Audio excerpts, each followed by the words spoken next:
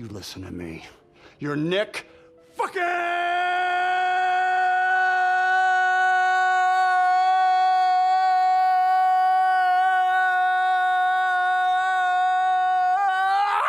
Whoa, Cage! Now, he doesn't need a struggling artist for a father. She needs you to be a star. Now, you get the next one, baby, and we're back. Not that we went anywhere. Not that we went anywhere. Come here.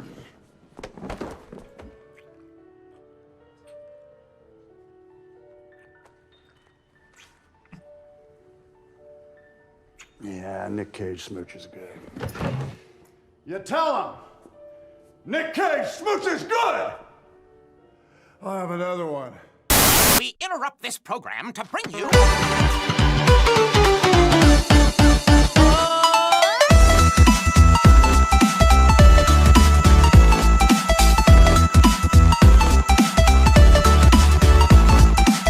All right, everybody, my name is Kevin. And I'm John. And I'm Adam. And I'm Julie. And we are The Real Movie Guys, and welcome back to another episode of The Real Review, the series where we review and discuss all your favorite movies and TV shows. On today's episode, we're kind of continuing the Real Cage match theme and kind of paying tribute to one of our favorite actors as of late while we're taking a look at the unbearable weight of massive talent.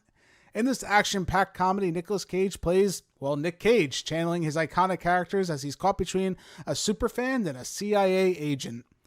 All right, guys, we had a lot of fun, I think, this month. Again, some of us more than others, taking a look at the history of Nick Cage.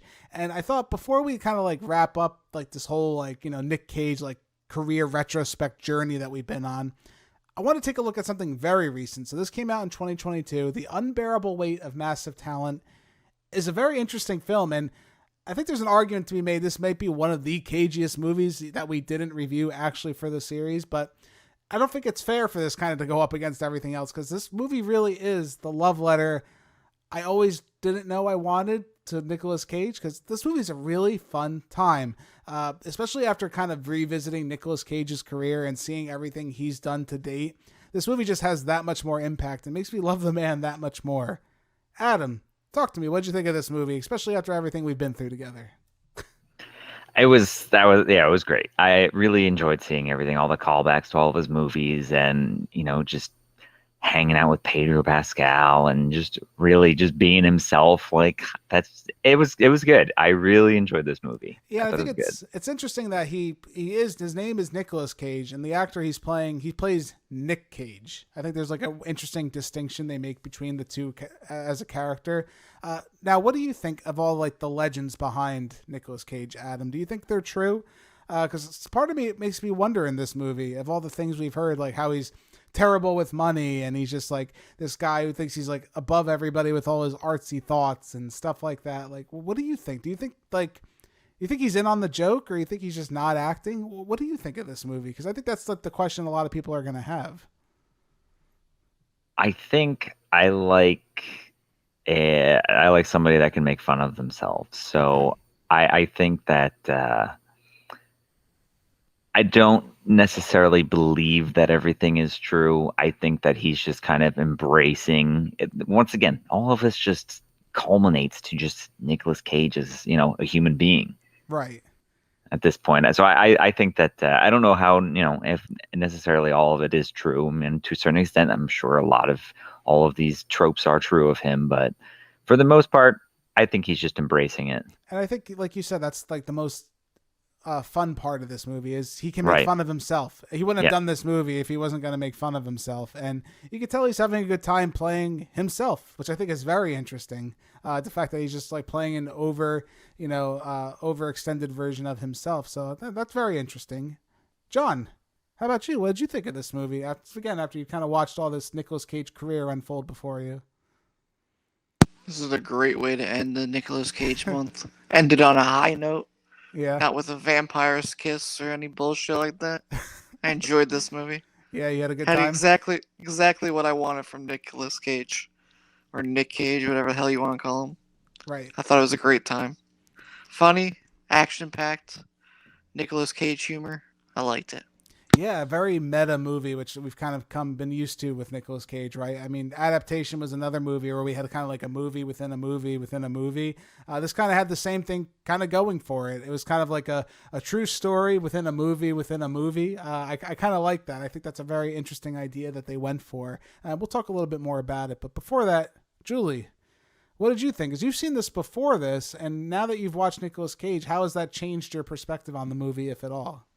Well, I love this movie. It is so fun, and what a great celebration of everything that we've done and the long career of Nick Cage. Watching it now the second time through, I have such a greater appreciation for all the references and nods that they make throughout the movie. Even, the cagey, bits that he does, I'm like, all right, this is what it's all about. And of course, you have Pedro Pascal when you can't get any better than that. I know the love for Pedro Pascal never ends over here, so very interesting. But I think, again, like I said, Nicolas Cage, this is just a really fun movie. The only negative I really kind of have with this movie, there are some parts where it is a little bit slow. I think some of the stuff, like the spy stuff they do with Nick Cage, didn't really land for me. I think it was fine. Like, I didn't really need the whole like CIA, like kind of like push in with this movie. But I think you can make an argument for it because every single piece of this movie plays like a tribute to something that's happened in Nicolas Cage's career, whether it's a role, a real life event, kind of like the outs where, and this is what I was talking about kind of when we were talking about like Mandy and Willy's Wonderland. This movie really wants to drive home the fact that Nick Cage wants to work with new directors, new personalities, and make new stories and play something that isn't comfortable for him.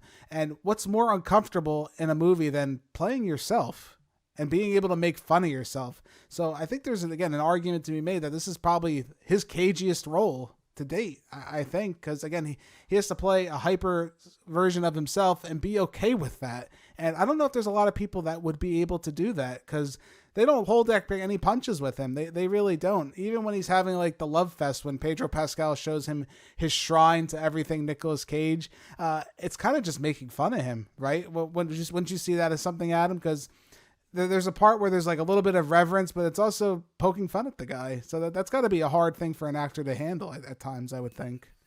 Yeah, it almost feels like he's, like I said earlier, he's embracing it. So it's like a reset for him. Right. Like, it's kind of like, okay, I'm ready now. This is, this is me. I like that. I like that idea that this movie is kind of like a reset for his career, right? It's kind of like he hit the reset button and said, all right, let's try some new things. I'm ready to be, you knew me as, Nicolas Cage before this movie. Now I'm ready to try something new and try all these different outings. And that's an interesting idea. I kind of like that because it's kind of like a greatest hits album for him of everything he's done in his career. Exactly. Yeah. And even going back to like the being able to poke fun at himself, I love the scene or the moment where they're looking at the statue of him or the wax figure of him from Face Off. And Nick Cage is like, it's grotesque. It's unnerving. How much did this cost you? And he's like, $6,000. He's like, I'll give you $20,000 for it. So, and it just hits so many things like, his physical appearances in some of those like 90s movies, the cheesiness of his other films, and also like his spending habits. And like just that one joke, like lands such a heavy punch. And like for him to be able to just kind of poke fun at himself that way, I thought it was great. Right. And John, were you surprised by like how much he was able to take? Because they pull no punches, I think, in this movie with that. No, I've always thought that he could take his own punches, but I felt like that's one of those things that a lot of big time actors can't do. They can't hold. They won't. Anytime people talk to them, they're always like, "Oh no, all my work is good." They can never actually look back on it and go, "Oh, this kind of sucked, and this wasn't my best work." Yeah, I think that's hard for an actor to do because you always want to like sell yourself to the crowd and say like, usually I think it's common for an actor just to not talk about a movie. Wouldn't you guys agree? Like usually if it's like bad, you just don't talk about it. You don't say it's bad, or you just go, sometimes you'll say like, oh, maybe it was like, oh, the box office return was a little disappointing, but Nick Cage is one and he's done it before. I mean, The Wicker Man was like the one questionable movie I know where he kind of like tried to defend it for a while. And then he just came out and said like, no, we made it. It was supposed to be bad. I don't know. Take that for what you will at that point. But I think this movie, even more successful than that, I think, again, it does poke fun at Nicolas Cage. I don't think it's ever truly mean. It's just kind of poking at fun at like the legendary things we've all known him for. The hardest part about this movie, and I think that's where they really nailed it, is, and Julie's going to like this, is Pedro Pascal. I think really is this great foil to Nicolas Cage that works on every level, because I think from him, I wonder how much he's acting too, because even in interviews where they talk to him about Nicolas Cage and some of the stuff that he's like interacted with him even during this movie, you could tell there's like an admiration for the man. Like he truly does have this like over the top like enjoyment being around him, and their like little adventures throughout this movie I think are really fun. And the idea that this movie is kind of like very meta, like I kind of said earlier, where he's trying to like investigate. First, he goes to the island for a bunch of money because the joke is Nicolas Cage is always poor. He has no money because he spends extravagantly. So he has to get $1 million to go there to hang out with this guy. He hangs out with Pedro Pascal. And ultimately, they're trying to end up writing a script together to make like a fake movie together. And everything they say in that scene is like, well, we want to make this movie where we're going to grow together and we're going to eventually realize how we are at the end. And we're going to we'll have to insert some like car chases and all these different things. Everything they talk about in that one scene where they're like making the script actually happens in this movie. And then by the time we get to the end of the movie, we find out in the most Nicolas Cage meta way, this was a movie, that they actually made this movie.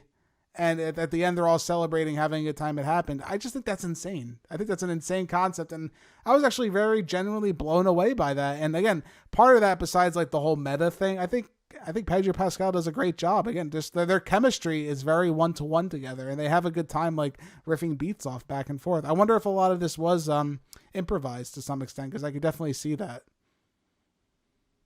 Yeah, he really just brings like the heart in this movie, to see his like passion and love towards Nick Cage, and then the friendship that blossoms between the two of them over the course of the movie. It's so wholesome. I love the two of them in this. Even as Nick Cage is, working with the CIA or whatever, he's like, yeah, but he's my friend. Like, I really don't believe that he's doing all the stuff that you're saying he is.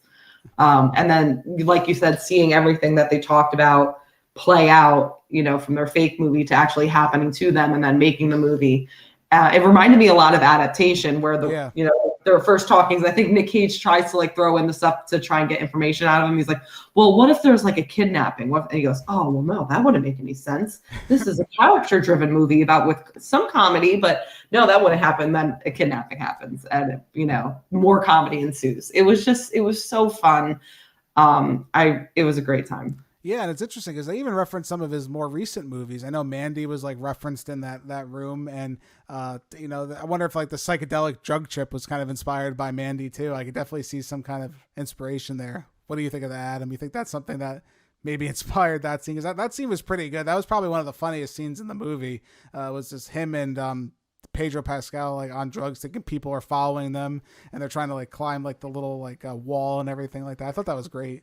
Yeah, I mean, like I said, it's just like they took the best bits and pieces of his career, and they were just kind of combining it all into one.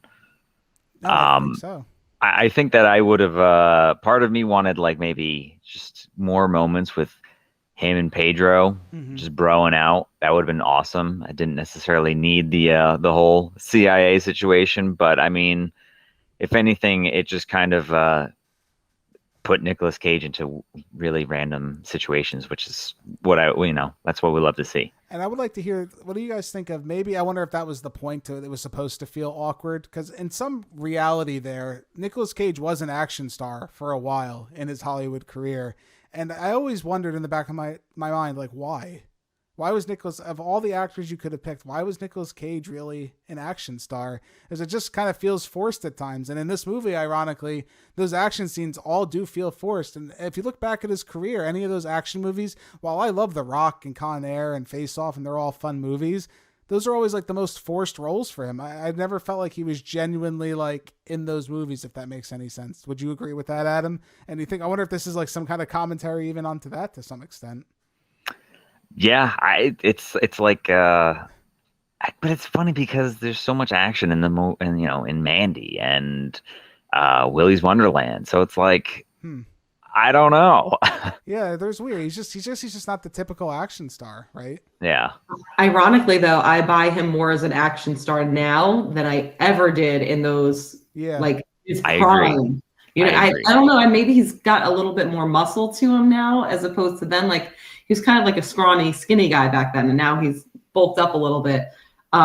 Even I think they even make a reference to it when they're asking him to do something like, "Well, no, remember in The Rock you did this?" He goes, "Well, it was a movie, but I am a thespian, and my intellect as an actor can see through. I study characters, and I'm able to use my skills better than you, or whatever." Like, it provided a lot of funny moments. Well, there's like that. Like I said, they said like, oh, when he was trying to have him like run, he's like, oh, I saw the behind the scenes featurette of you in National Treasure. You can run. I know you can run really fast, or whatever like that. Or the Gone in 60 Seconds. Yeah, driving the car. cars. Like you did all your stunts. Like, I did do all my stunts in Gone in 60 Seconds. I got this. He like just backs into another car like nothing. It just starts driving terribly, hitting against the wall. This movie's just a lot of fun. John, how about you? What did you think? Do you think there's any like kind of like thought process there with him being an action star and maybe being kind of falling into it now in this part of his career? I think like it's almost just that sometimes they're lumped into certain categories, but then eventually they just grow into them. And I feel like he's grown into this role, and he's kind of just taking the bull by the horns. But he does it very good. Like, most of his action stuff now is decently done. Yeah, it's weird in the twilight of his career here, that he's actually found like a rhythm that's worked for him, whether it's just like the batshit and insane crazy things, but a lot of it I think just is his performance. Like, it really just carries the movie. But kind of like we said earlier, again, a lot of the weakness I think just is like those FBI scenes. I don't know how much they really needed that to move this plot forward. Again, I think they were kind of just in there to some extent, I think, just to be like a commentary, but again, this movie really just is like the journey of Pedro Pascal and Nick Cage just hanging out. And if you like that, I think this movie's going to be for you. This is a really good comedy. I kind of wish more people would talk about it. It kind of like came out and then I didn't hear anything much of it after that. But I think it's a really fun time. I think people really need to give it give it a chance at this point. It's circulating around in like meme culture and TikToks, like the scene of them on their acid trip in the car or whatever, and Nick Cage like looks over at Pedro, and Pedro's just like driving. That's like a popular TikTok thing now. Yeah, that is probably fun. But let's go around real quick. We're not going to do the Real Cageest Moment Award. I know everyone's going to be depressed, but we'll just go around. How about a favorite scene? Adam, how about you? What is your probably favorite scene in the movie, if you could pick one? Because there's a lot of really good ones.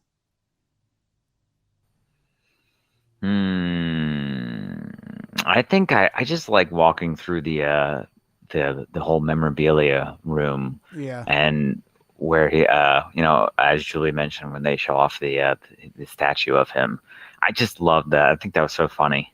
Yeah. It was such a good callback to everything. Yeah, and just seeing it's fun knowing now that we've actually watched all those movies, we kind of knew what I was actually more familiar with everything in that room now. I was going like, oh, yes. It's like, oh, there's the pearl configuration, yep. And then there's the bunny, put down the bunny. Even the movie opens with Con Air, which I thought was really fun. I thought that was just like a fun little nod, to his career there. Very cool. All right. I'll give you mine real quick. The one that I really love, and I don't know if a lot of people probably like this one, was when they're naming their top 3 favorite movies, him and Pedro Pascal, and Nick Cage is like giving like these like really artsy movies, and then Pedro Pascal's are like, it's like Face Off, The Island of Dr. Moria or whatever, and then he's like, well, what's your third, man? What's your third one? And it's like Paddington 2. He's like, Paddington, not to be a snob, but how good could Paddington 2 be? And then he shows like, it cuts away, and then they show them like watching the movie, and they're both like crying. I think Pedro Pascal is like, watching Paddington 2 made me a better man. And it's funny because that's like another like commentary, because that's like one of the highest rated movies on Rotten Tomatoes. I think it has like a 99 or something like that, or is it 100%? It's something weird. It was 100 for a very long time, and then some jerk went in and brought it down to 99. Yeah, because I know that's always been like the joke, and they mentioned it twice. They do it towards the end of the movie too, where they're like crying watching Paddington 2. I thought that was hilarious because again, Nick Cage can just like kind of make me believe that maybe Paddington 2 really is that great of a movie. John, how about you? Did you have a favorite scene in the movie? I think you guys nailed both of my favorite scenes. I just feel like it's also funny too, like when he's looking at the statue and he's like, "Oh, it's terrible. It's this. It's that." Yeah. And then you just know, like, you want to buy it because that's what everybody always says before they want to buy something. Like, "Oh, well, it's got this problem or that problem. I don't really like it." Just so you get the lower price. He's like, "I want to buy it." Well, But that's all like the memorabilia too, I thought yeah. was good after we watched all these movies. Yeah, and I think it's like part of his like legend too. Is Nicolas Cage is always known for spending tons of money on things he didn't need. He had like he had a first edition Superman comic, like one of the first printings. It was like one of the most expensive. He bought like a T-Rex skeleton at one point. I know he bought an island. Car collecting, like all these crazy things I know he's bought, and he's notorious for that. So I thought that was fun. He would buy like a mannequin of himself. I think that's absolutely hilarious. Julie, how about you? Did you have a favorite scene? Both of those are so good. It's hard to top them. I do love in the memorabilia room when he sees the sequins pillow of himself. He's like, oh, and Pedro Javi's like, it's not creepy, and then he fixes the pillow. But I guess to be different, one of my other favorite scenes is when they're high and then they're in the town and they're paranoid that those people are looking at us, and like Nick Cage just says it as a joke offhand, like, oh yeah, like if those guys are following us. Oh, are they following us? And he's like, all right, well, just like go, don't make it obvious, just give him like a fake laugh. And then Pedro turns and just stares at them, like, ha ha ha ha. And then, more chaos ensues. It's just, this movie has so many great moments. It's just fun. Like, don't think about it. Just take what you know about Nicolas Cage. And the more you know about him, I think the more fun you're going to have with this movie, which, that could be maybe a little bit of a detriment to some people who aren't really familiar with his career, but I think you could still enjoy it. But if you just know like the littlest about this guy, I think there's going to be something there for you. So I think we're at that point though. We're going to give our final scores. I'm going to give The Unbearable Weight of Massive Talent 8.5 out of 10. What is your third favorite movie of all time? Paddington 2. What? Cabinet of Dr. Caligari, Paddington 2. Connect those dots. I mean, I don't want to be a snob, but... I cried through the entire thing. It made me want to be a better man. Bullshit, Mom!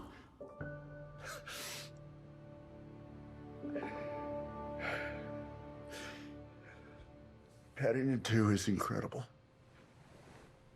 I fucking told you. This movie's really fun. I think it's a really good comedy. It's surprising, for sure. Again, the more I know about Nicolas Cage, I think the more entertaining this movie is. But even without that knowledge, it's just a really good comedy. Nick Cage, Pedro Pascal have excellent comedic timing together. They seem like a really, truly unique partnership as far as friends and like their adventures. I could watch like a whole series about it. I think they're just really fun together, and it was a good time. Again, I think this is like the perfect love letter to Nick Cage, and I'm glad he could do something like this and, just have fun with it. We should get more actors that are willing to do stuff like this, because I think sometimes when you do something out of the heart like this, it's just a better film. And while it's not groundbreaking by any means, again, I just think it is like the perfect encapsulation of what we look for Nick Cage. He could play any role, even if that role is himself. Adam, how about you? Where you stand with this one? I am also going to give The Unbearable Weight of Massive Talent an 8.5 out of 10. You let go! You let go!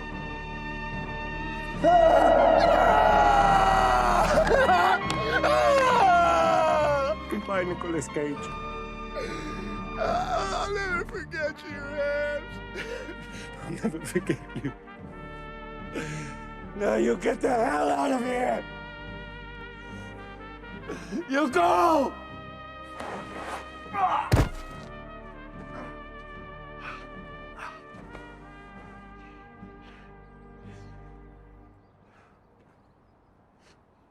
Mr. Cage?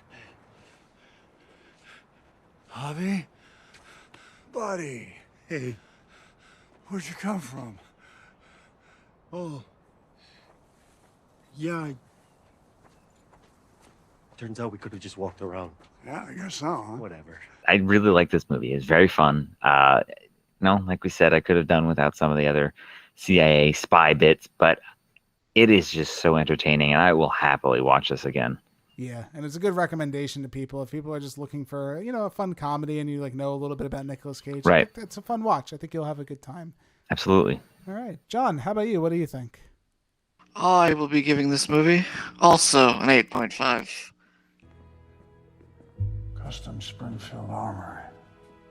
Made specifically for the film. Is this supposed to be me? It's grotesque. Just look at the guns.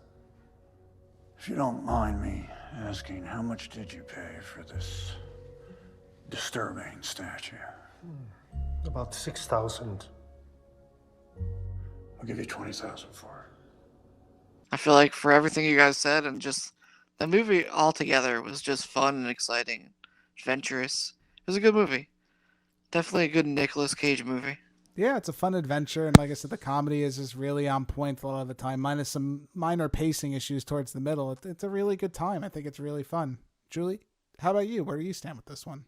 I'm going to give The Unbearable Weight of Massive Talent a 9 out of 10. Did you see that? They just looked over at us. Oh, shit. Oh, shit. What's going on? No. Maybe it was just a coincidence. I will look again. Are you ready? No, don't make eye contact. That's how you spook him. No, that's how you spook a bear. That's right. That is how you spook a bear. I apologize. But if you are gonna look, maybe do like a fake laugh. Fake laugh, okay, good.